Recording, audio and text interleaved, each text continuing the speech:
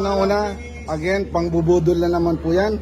Napakalaking pambubudol. Akala nila ang taong bayan hindi matalino. Matalino po. Sasagutin po natin yan.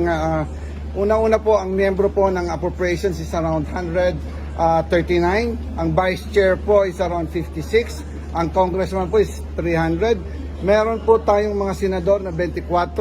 Meron pong miyembro ng Bicameral Conference Committee after the budget deliberation ng House and Senate. Meron pa pong BICAM na mag-uusap ang dalawang upper chamber and lower chamber. Almost 30 po ang nag-attend yan in public. So hindi po totoo yan.